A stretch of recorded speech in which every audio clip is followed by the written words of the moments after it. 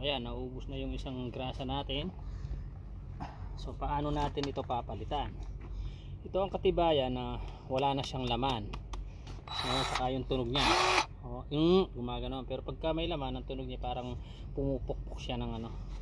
So ngayon, palitan natin itong laman niya. Ito yung ilalagay natin. Ayan, bago. Ayan. Yung iba kasi nalilito paano ba? Kala nila porke nakaganito may laman pa, wala na. So ang gagawin mo, tanggalin mo siya sa loob.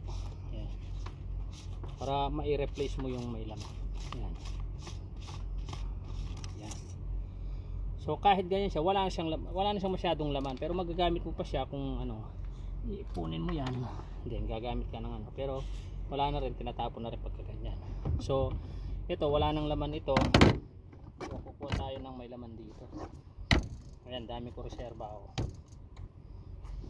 Ayan.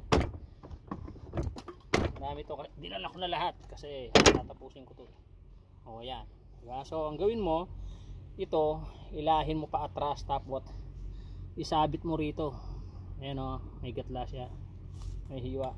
So yun, ito yung stopper nya kasi dito siya, parang stopper nya to So wala tayong, hindi tayo nakapagdala ng ano, ng basahan.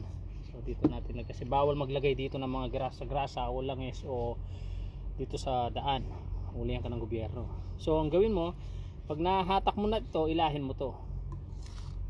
Ayan, wala nang laman, di ba? Ayan, wala nang laman.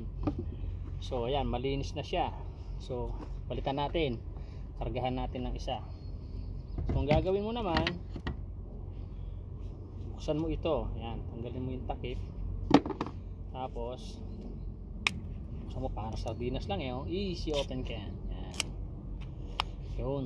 Tapos ipasok mo dito. Huwag itong ano, itong walang parang ano nya, lock dun sa pinagbubuksan. Ayan.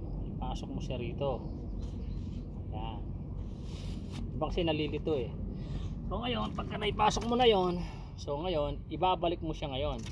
Ite-thread mo siya rito. Yan, mahigpit. Yan. Ite-thread mo siya. Yan. So, higpitan mo lang ng konti. So, may laman na siya. So, ngayon, dahil may laman na siya, diba ito hinila ko kanina, naka-lock ito. Naka-lock. So, ngayon, ibalik mo. Yun. Yan, nakabalik na siya, naka-straight na siya. Hindi na siya naka-lock. So, ito yung magtutulak. Pag ito kasi sumagad na rito, ibig sabihin wala nang laman. So yun, di ba? So pakinggan natin ang tunog. Yun, di ba? Kanina parang ano parang gumagano lang siya So ngayon iba na. So yun, paano natin i-replace yung grease natin? So ito nga pala yung ginagamit ko, Starflex. Ito yung laging binibili ni boss. Ito yung pinabibili ko.